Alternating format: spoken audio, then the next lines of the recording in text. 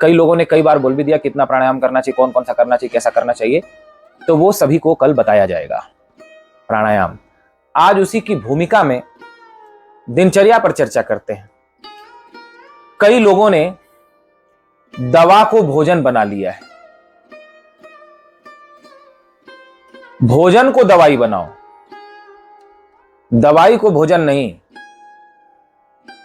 अर्थात भोजन ही औषधि जैसा लेना चाहिए, स्वाद के लिए नहीं, स्वास्थ्य के लिए लेना चाहिए। ढंग से,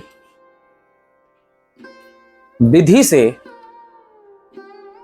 जब हम भोजन करते हैं तब लंबे काल तक हमारा शरीर स्वस्थ रहता है। स्वस्थ शरीर में ही स्वस्थ मस्तिष्क का, स्वस्थ मन का, स्वस्थ चित्त का वास होता है। आपका शरीर ही स्वस्थ नहीं है तो ध्यान कैसे करोगे, जप कैसे करोगे, तप कैसे करोगे। इसीलिए साधना काल में जब साधकों के पास कोई बीमारी आती है तो उसे रोक देते हैं, कहते हैं जब मेरी साधना पूरी हो जाएगी तब आना और अपना काम कर लेना। प्रायः इसीलिए देखा जाता है कि जो परम सिद्ध संत रहे हैं, जब उत्तरावस्था आती है, यानी अब शरीर को छोड़ने की स्थिति होती है, तो अनेक तरह की भयंकर बीमारियों से घिर जाते हैं। जैसे भगवती काली के महान भक्त और इस भारत भूमि के परम सिद्ध संत स्वामी रामकृष्ण परमहंस, अंतिम समय में कैंसर जैसी भयंकर बीमारी से उनका शरीर पूरा हुआ। पानी भी नहीं निगला जाता था, चम्मच से पिलाया जाता था, गले में कैंसर। ऐसे बहुत से संतों की जीवनी देखेंगे तो बीमारियों से ग्रसित हो जाता है अंतिम समय में शरीर। क्यों? साधना काल में जो बीमारियां आती हैं उनको कह देते हैं कि अभी रुको, तुम अपना काम तब करना जब मेरी साधना पूरी हो जाएगी। तथा जो भक्त, शिष्य, श्रद्धालु जुड़े हुए हैं, जब वो उन बीमारियों का सामना नहीं कर पाते, अपने भगवान को समर्पित कर देते, तो वो सभी शिष्यों की बीमारियां, सब उनकी आफत, कष्ट अंतिम समय में अपने ऊपर ले लेते हैं। ठीक है, अब आ जाओ, तुम सब अपना अपना काम कर लो। जैसे परम पूज्य दादा गुरु श्री गीता घाट के बाबा जी, उनके पास एक माता आई जो अभी हरिद्वार आश्रम में रहती हैं, साधना करती हैं, और रोने लगे कि बाबा यहां बहुत दर्द है पीठ में। आंसू आ गया, बाबा को दया आ गई, उन्होंने कहा हरिओम हरिओम हरिओम। गई, उसकी बीमारी जो महीनों से परेशान थी ठीक हो गई। अगले दिन जब बाबा को भक्त लोग स्नान करा रहे थे, संत लोग, तो वही उसी स्थान पे दर्द हो गया। यानी उसका दुख अपने ऊपर ले लिया। जब भक्त से पीड़ा सहन नहीं होती तो उस पीड़ा को भगवान अपने ऊपर ले लेते हैं। भक्त सहने में असमर्थ हो जाता है तो उसे भगवान सहन करते हैं। इसलिए पहले हमारा शरीर स्वस्थ होना चाहिए। स्वस्थ शरीर होगा तभी भजन में, ध्यान में, चिंतन में, सिमरन में हमारा मन लगेगा।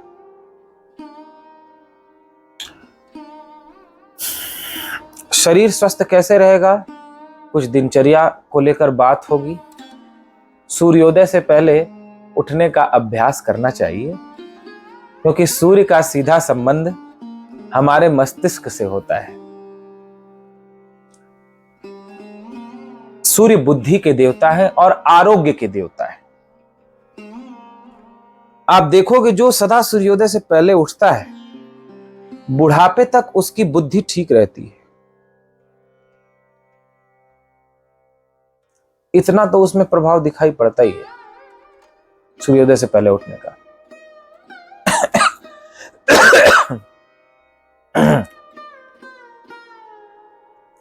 और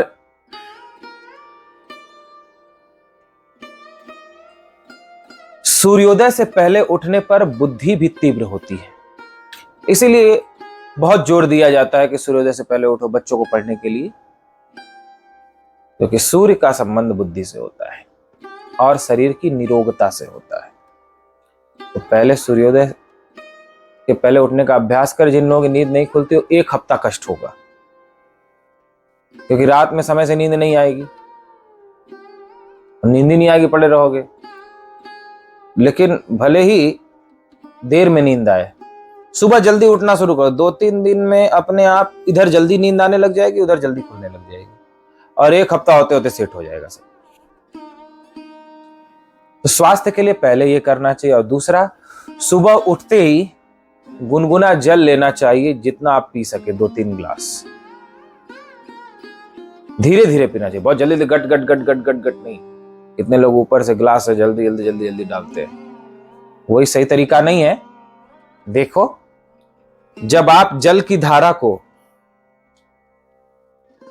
रेत पर गिराओगे ऊपर से, तो उससे वहां गड्ढा बन जाएगा, उसकी चोट लगती है। तो जब आप ऊपर गट गट गट गट डालोगे, तो आपकी आंत पर और शरीर के अंदर जो नाजुक अंग हैं उन पर आघात पड़ता है। इसलिए जल चाय के जैसा पीना चाहिए। मेरी भी आदत खराब है, धीरे धीरे ठीक करना है। हम भी ऊपर गट गट गट गट जल्दी पी लेते हैं, लेकिन ये सही तरीका नहीं है, हमें भी ठीक करना है इसको। तो सही तरीका यही है कि चाय के जैसा धीरे धीरे धीरे धीरे धीरे धीरे जल पिए। गुनगुना जल सुबह सुबह पीजिए। फिर स्नान आदि करने के बाद यदि कहीं से देशी गाय का गोमूत्र उपलब्ध हो, तो उसे सूती कपड़े से 11 बार छानकर 3 चम्मच, 4 चम्मच, 5 चम्मच खाली पेट उसे लेना है। 5 चम्मच पर यदि पेट को सूट न करे तो फिर उसको कम कर दे, 3 चम्मच करे। जो जवान है वो 5 चम्मच ले सकते हैं। गोमूत्र किसी को प्राप्त न हो देशी गाय का, तो गोमूत्र अर्क का सेवन करें। अर्क भी बाजार में मिलता है, पता कर लेना चाहिए कि देशी गाय का अर्क कहां मिलता है। जो आपके आसपास गौशालाएं हैं, बहुत सारी गौशालाएं बेचती भी हैं। तो देशी गाय का गोअर्क, अर्क क्या करना है, 3 ढक्कन अर्क डालकर, और उतना ही पानी, गोमूत्र में पानी नहीं मिलाना है। यदि ताजा गोमूत्र डायरेक्ट गाय का मिल गया तो उसमें पानी नहीं मिलाना है। उसके लिए मैंने बताया 5 चम्मच या 4 चम्मच, 3 चम्मच ऐसे लेना है खाली पेट। और गोमूत्र अर्क मिला तो अर्क 2 चम्मच, 2 ढक्कन, 3 ढक्कन मिलाकर उतना ही पानी डालकर फिर उसको पीना चाहिए खाली पेट। उसके बाद अपना थोड़ा रूटीन का काम करके, भजन संध्या पूजन करके, फिर नारियल पानी लेना चाहिए। खाली पेट कभी चाय नहीं पीना चाहिए। खाली पेट चाय पीने से शुगर, बीपी, घुटनों में दर्द, गठिया जैसी बीमारियां होती ही हैं। इसे बिल्कुल खाली पेट चाय मत पियो। इस तरह से रूटीन बनाओ जैसे मैं बता रहा हूं। पहले उठते ही पानी गुनगुना, फिर उसके बाद फ्रेश आदि होकर नहा धो करके गोमूत्र अर्क, फिर उसके 1 घंटे के बाद नारियल पानी, 1 नारियल पानी लीजिए। और नारियल पानी संभव ना हो तो दही ले लीजिए, जीरा और हल्का नमक मिलाकर। उसकी फिर भोजन जब करना होता है आपको, भोजन से 1 घंटा या आधा घंटा पहले भरपेट सलाद खाइए। ये बहुत अच्छी बात बता रहा हूं मैं आप लोगों को। जिसको वेट घटाना हो, या जिसका पेट ठीक नहीं रहता हो, या जिसको लंबा स्वस्थ जीवन जीना हो, ककड़ी, चुकंदर, खीरा, मूली, गाजर, इस तरह की चीजों को काटकर सलाद बना ले और खूब भरपेट खाए।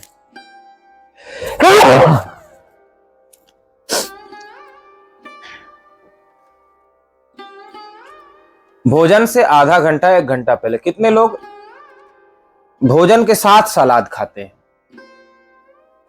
ठीक है वो, लेकिन सबसे बेस्ट उत्तम है कि भोजन से 1 घंटा या आधा घंटा पहले भरपेट सलाद खा ले। अब भोजन पे आते हैं।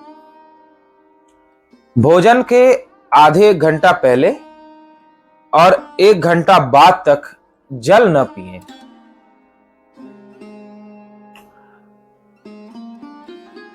भोजन सादा होना चाहिए। लाल मिर्च कभी प्रयोग नहीं करना चाहिए। लाल मिर्च पिसी हुई आप कभी देखना, हाथ गीला हो, जब गीले हाथ में लाल मिर्च डालना पिसी हुई, और चिपक जाएगी चमड़े में।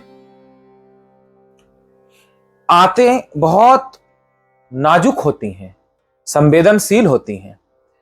जब आप पिसी हुई लाल मिर्च का सेवन करते हो तो वो लाल मिर्च आंतों में जाके चिपक जाता है और सड़ता है।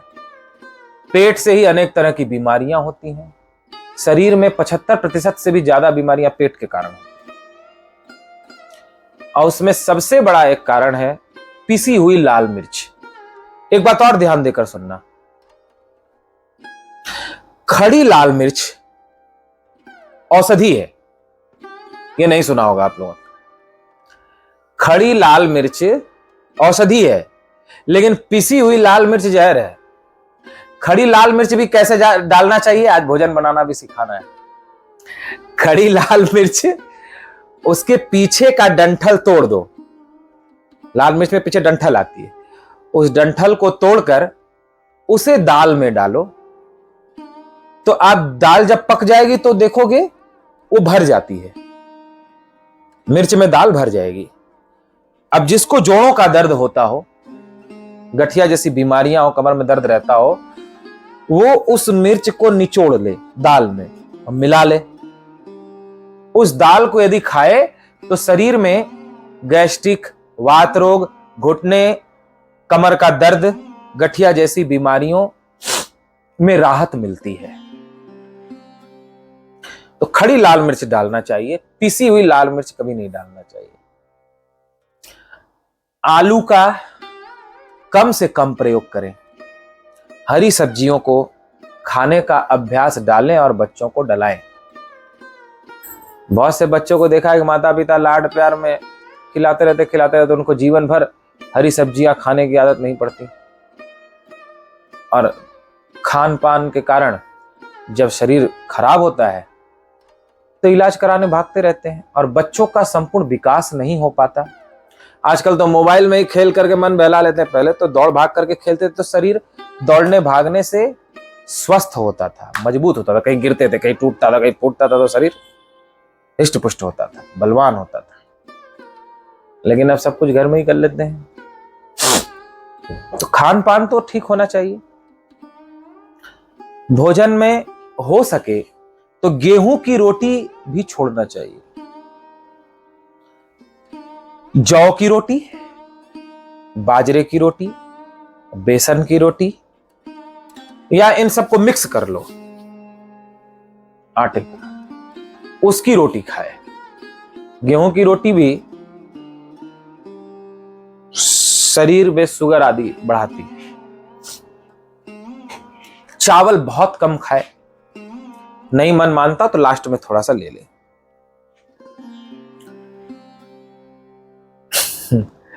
कोई कोई प्रदेश है जो चावल ही खाते हैं, जैसे यूपी का कुछ क्षेत्र हो गया, बिहार का क्षेत्र हो गया, तो वहां तो कोई बात नहीं है। लेकिन प्रयास करना चाहिए कि आप चावल कम से कम प्रयोग करें। दाल मूंग की हो या अरहर की हो, राजमा ही बना सकते हैं। मसाला बहुत ज्यादा ना हो, तीखा ना हो, इसका ध्यान रखना। सादा भोजन करोगे तो सादा विचार होगा, सात्विक विचार होगा। ये हो गई भोजन की बात। फिर दिन में न सोने का अभ्यास करें और उस समय को स्वाध्याय में या जप में लगाए। नींद रात खड़े होकर जप करें, खड़े होकर के भी जप कर सकते हैं। ऐसा थोड़ी कि सुबह सुबह ही पूजा करना है, दोपहर में भी खड़े होकर जप करो, कोई ग्रंथ को पढ़ो। बिल्कुल मन नहीं लग रहा है तो रामायण देखो टीवी में, बिग बॉस नहीं, और कौन कौन सा सीरियल आता है, क्या तारक मेहता, हाँ अभी कौन सा चल रहा है, अभी चल रहा है ट्रेंड में है खतरों के खिलाड़ी। खतरों के खिलाड़ी, खतरों के खिलाड़ी सबसे बड़ा खतरा तो भीतर में ही है, बीमारियों से खतरा, मन से खतरा, उसके खिलाड़ी बनिए। क्रोध को जीतने के खिलाड़ी बनिए, अभिमान जीतने के खिलाड़ी बनिए। जिसने मन को जीत लिया उसने सारे संसार को जीत लिया, वही खतरों का असली खिलाड़ी है। तो ये सब देखने की जगह यदि रामायण देखो, महाभारत देखो, पूछ दूं आप लोगों से महाभारत के सारे पात्रों का नाम तो कितनों को पता नहीं होगा कि संजय कौन थे, धृष्टद्युम्न कौन था, द्रोणाचार्य कौन थे, बहुत नहीं बता पाएंगे इसमें से। लेकिन अभी अभी जो फिल्म रिलीज हुई है उसमें हीरो कौन है सब बता देंगे, या उल्टा चश्मा में कौन क्या है क्या नहीं है सब बता देंगे। तो ये विचार करना चाहिए हमें, मन को भी तो स्वस्थ रखना है, और मन स्वस्थ होगा राम का चरित्र देखने से, सुनने से, भगवत चरित्र सुनने कहने से, स्वाध्याय किसी ग्रंथ का करने से। फिर जप और स्वाध्याय कर ले तो शाम को 1 घंटा टहलना चाहिए, टहलना अवश्य करना चाहिए सभी को, उससे गैस्ट्रिक नहीं होगी। और टहलने से आप देखेंगे शरीर से पसीने निकलते हैं। टहलना भी ऐसे धीरे धीरे नहीं, थोड़ा जोर से टहलना चाहिए। पसीने निकलते हैं, पसीने क्या है, आपके रक्त का जो मैल है उसे वह पसीना बनकर निकलता है, वो निकलना बहुत जरूरी। जिसके शरीर से पसीने ना निकले उसके शरीर में कई तरह की बीमारियां हो सकती हैं। इसलिए 1 घंटा टहलकर पसीने भी निकालना चाहिए ताकि रक्त के सारे विकार बाहर निकल जाएं और चर्म रोग तथा रक्त संबंधी रोग न हो। टहलें, शाम को हो सके तो आसन वगैरह कोई एक्सरसाइज भी करें, और सुबह सुबह आसन प्राणायाम भी कर सकते हैं, वो प्राणायाम कल बताया जाएगा। फिर शाम को हो सके तो दलिया खाए, हल्का भोजन ले। कितने लोग शाम को सलाद खाते हैं, ध्यान देना, सलाद कभी भी शाम को नहीं खाना चाहिए।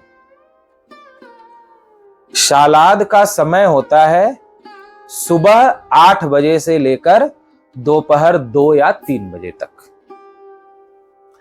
फल का भी समय होता है दोपहर में 11 बजे से लेकर के 3 या 4 बजे तक। फल यदि रात में खाओ तो नुकसानदायक हो जाता है, और यदि सलाद रात में खाओ तो जहर हो जाता है, लाभकारी नहीं होता बल्कि हानिकारक हो जाता है। इसलिए सलाद और फल रात में नहीं खाना चाहिए। कोई कोई फल हमेशा खा सकते हैं, जैसे चीकू और सेब, ये ठंडे नहीं होते। आम, इनको भी खा सकते हो, तरबूज भी खा सकते हैं। तो जिनकी तासीर खट्टी नहीं है और बहुत ठंडी नहीं है वो नहीं खाना चाहिए, जैसे अमरूद नहीं खाना चाहिए, केला नहीं खाना चाहिए, अंगूर नहीं खाना चाहिए, संतरा नहीं खाना चाहिए। 4 बजे के बाद ये फल नहीं खाने चाहिए। मैंने देखा है कितने लोग दिन में ही दूध पीते हैं।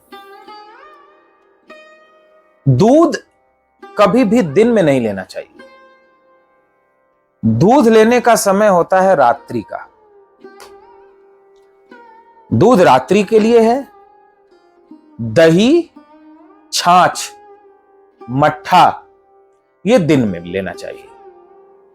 सुबह 8 बजे से लेकर दोपहर 3 बजे तक का समय दही, छाछ और मट्ठे के लिए होता है।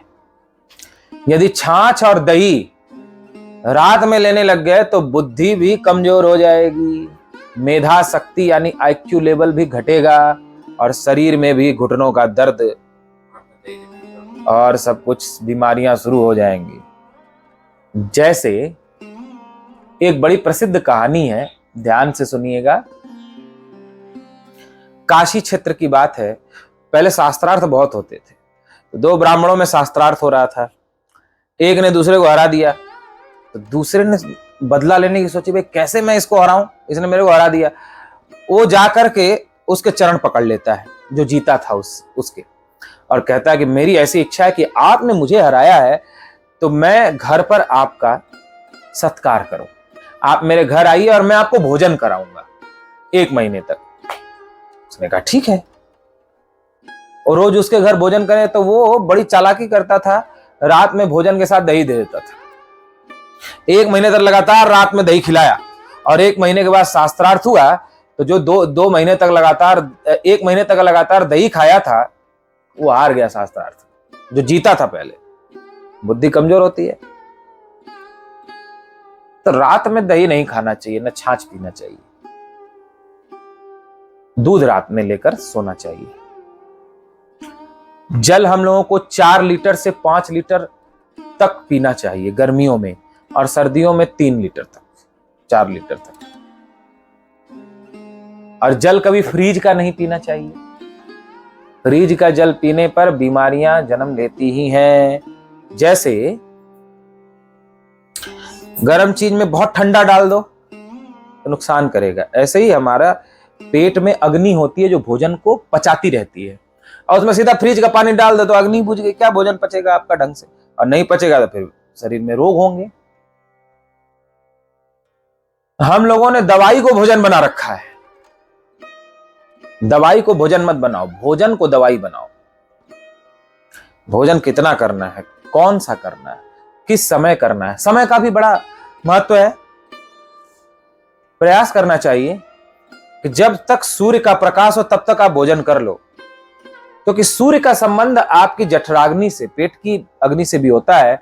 जब तक सूर्य रहेगा आपका पेट अच्छे से भोजन पचा पाएगा। तो सुबह 9 बजे से 10 बजे के बीच भोजन का सही समय होता है, और शाम को जब तक सूर्य है तब तक भोजन का ठीक समय होता है। फिर सुबह नींद भी ढंग से खुल जाएगी। अब रात को 10 बजे खा के सोओगे तो कैसे सुबह उठोगे? और उठोगे तो जबरदस्ती ऐसे करते रहोगे। और सूर्यास्त से पहले भोजन कर लोगे तो अच्छे से सूर्य के कारण पच भी जाएगा, और जब भोजन अच्छे से पच जाएगा तो नींद भी जल्दी पूरी हो जाएगी और सुबह समय से खुल भी जाएगी। तो लगभग मुख्य बातों को आप लोगों को बताया। चाय खाली पेट मत पियो कभी भी। कुछ खाने के, ये गोमूत्र लेने के बाद में अगर नहीं, पहले तो छोड़ दो तो अच्छा है, और नहीं छूटे तो सुबह का जो मैंने रूटीन बताया कि गोमूत्र लेने के बाद, नारियल पानी भी लेने के बाद, या दही खाने के बाद, फिर थोड़ा गैप करके आधे घंटे 1 घंटे का, फिर टोस्ट वगैरह या जो भी आप खाते हो उसके साथ कुछ खाते हुए चाय ले ले। जिसका बिल्कुल मन ना माने उसके लिए, और अच्छा है कि छोड़ दे।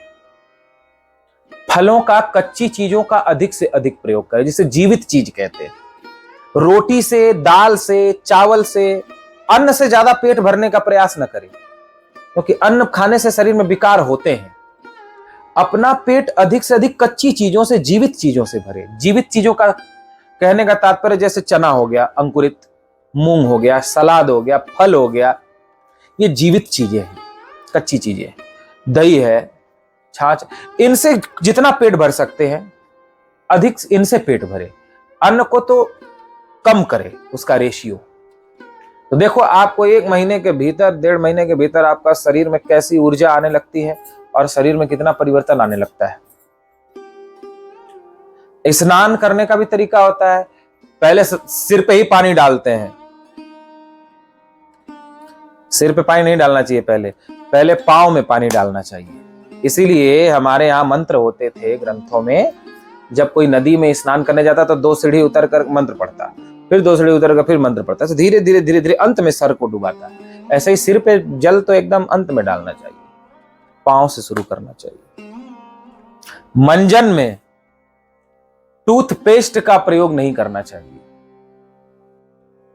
टूथपेस्ट में एक केमिकल होता है, क्या नाम है उसका, SLS, जो कैंसर जैसी बीमारियों का कारक होता है।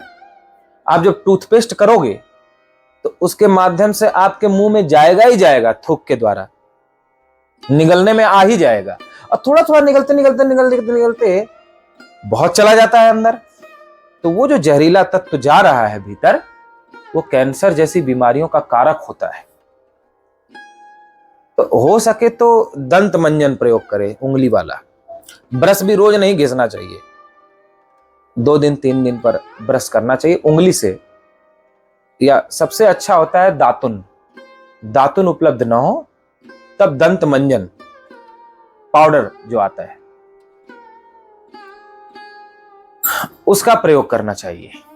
और रात में जो पायरिया जैसी बीमारियां भी जिसको परेशान करती हो, मुंह से बदबू आती हो, हल्दी, उतना ही सरसों का तेल और नमक ये मिलाकर रात में करके थोड़ा देर छोड़ के फिर कुल्ला करके तब सोना चाहिए। तो बहुत दांत के मसूड़े मजबूत होते हैं, साफ होता है, कीड़े आदि नहीं लगते। तो ये छोटी छोटी छोटी छोटी बातों को ध्यान में रखकर हम अपने शरीर को स्वस्थ बना सकते हैं, और जब शरीर स्वस्थ होगा तब आप अच्छे से भजन भी कर पाओगे। अब कल प्राणायाम पर हम लोग चर्चा करेंगे। भगवान अगला यज्ञ प्राणायाम यज्ञ बताते हैं, तो सभी लोग प्राणायाम की चर्चा के लिए कल तैयार रहेंगे। इसके आध्यात्मिक अर्थों को भी समझेंगे कि प्राणायाम क्या केवल स्वास्थ्य के लिए ही है कि सुबह सुबह योगा करो ताकि तुम स्वस्थ रहोगे। स्वास्थ्य से तो संबंध है ही, लेकिन केवल स्वास्थ्य से संबंध नहीं इसका। आप किसी को कुछ पूछना कहना हो तो पूछ सकता है। आज की जो बातें समझ ना आई हो